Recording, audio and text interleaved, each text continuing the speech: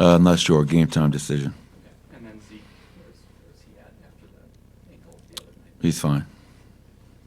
What's the key to limiting Boston threes attempted and makes? Oh, we did a hell of a job in game one. They were 12 for 35, which is well below both their league-leading attempts and makes per game. But we gave up 60 in the paint to a team that doesn't score in the paint. We gave up 22 on the offensive glass to a team that doesn't attack the offensive glass. I think we gave up 20 in transition for a team that doesn't really run. So we got to make sure that we're accounting for all facets of their offense. But they take 17 pull-up threes a night. We got to make sure our pickup points are on point. We have to be at levels and pick and rolls, and we have to have tremendous fly-around mentality. We've talked about Jamal's efficiency, aggression, all that stuff. A lot of it recently is that he is, it seems like, looking for the pull-up three and pick and roll in transition, that sort of thing.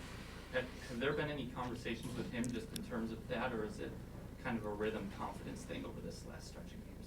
Yeah, just Jamal going out there and attacking the game.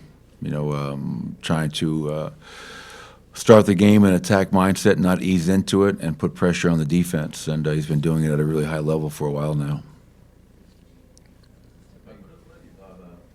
Isaiah's kind of stick with it mentality. Like this guy could have called it, could play in Europe, but he's back in the G League again. That's a random question before this game, but I love the guy, so I'll answer it. He'll be playing in a gym somewhere when he's 60 years old. I've been around the game a long time, been around a lot of players, and there's not many players I can think of that love the game of basketball more than IT. He's just, and he's good for the game. He really is. And I know he coaches his kids, and I've had him 2 different times, and I have nothing but love and respect for who he is as a man, as a player, and his journey. And I love the fact that it doesn't matter the level of the league, he's playing the game because he loves the game of basketball. And you have to really respect and admire that. Back in Abu Dhabi, you tried some hard edge and soft edge on Jason Tatum with Jokic, and the Celtics use a lot of short roll and short action to go around that. Do you use that game as a sample to prepare for I remember that game, bro. that seems like a long time ago. Obviously, we did play them twice, to your point, over there, and it was apparent at that point in time that they were going to take 50 to 60 threes every night because that's what they did in those 2 games. And they have a lot of talent. Obviously, our first game in Denver, Aaron and Nicole did not play. We were able to do a nice job with them last season, but this is a new year, new challenge, and especially with them coming off 2 losses. So we understand that this will be a hell of a challenge to try to end our 4-game road trip with the win. And Jason Tatum, Jaylen Brown, all their players, Joe does a hell of a job. So we're looking forward to going out there and competing against the defending champs.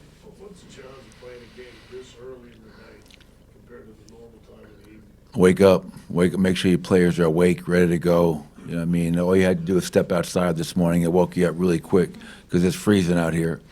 But it's an early start, and we're trying something a little bit different today. We'll see what happens, but this is our 3rd early matinee game of the year, and you just hope that your players, when that jump ball goes up, they're not trying to wake up when the jump ball. No, we're ready to go. And against this team, you just saw it in their last game against Cleveland. This team can jump all over you. With their ability to make shots, make threes, they can build a big lead. Do you have the poise and the mental toughness to stay with it? And what Cleveland just did is a testament to that, and we'll see what we're able to do. I feel like coaching against Joe and the contrast of styles between the 2, almost like you mentioned all the threes they've taken and all that. Is this almost like a different game, just considering like how different both these teams play for you and them? No, because we're different than most teams. Obviously, they're extreme on their end, and we're somewhat extreme on our end. But we have been an elite offensive team that doesn't shoot many threes. We do it in the paint, we do it in transition. We share the ball. Our assists, all those things that we lead the league in. And they play to the strengths of their roster. And I think that's the job of every coach. And I coached Sacramento different than I coached Denver because you have different players. And I'm sure Joe, if he was with a different team, he would look at who he has and try to play maybe a certain way that can bring out the best in his roster. But 2 guys from Bishop Hendricken, pretty cool. Mike, how do you assess the West? It's 2 games between the second and the 5th seed. It seems like every game is just going to be a war. Yeah, I mean, last night was a great night for us in the West. You look at all the teams that, are playing every night, and to your point, you lose a game, you can drop 2, 3, 4 spots. You win a game or go on a little winning streak, you can move up in the standings. And OKC, kind of like Cleveland, they separated themselves. Then you have a lot of teams, like us and Memphis, the Lakers and Houston and the Clippers all battling out to see what's going to happen these last 20-some-odd games. So the West is a gauntlet.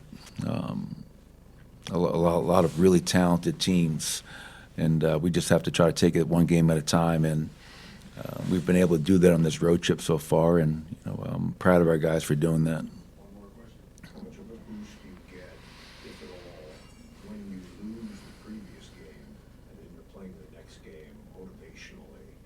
Do you get much of a boost? You talked about the Celtics losing 2. You guys lost to Milwaukee, came back with a big effort. Well, I don't know. They lost 2 in a row, so I guess they didn't have a boost after the first loss. So I can't speak for them. I have no idea what gives them a boost or not. We won, so hopefully we can find a way to continue to play at a high level. We're 11-2, I think, in our last 13 games, and you don't get too high, you don't get too low, and you understand that each and every game that you are playing, especially this time of year, is really important, and it's a hell of a challenge when you're playing the quality of a team that we know the Boston Celtics have.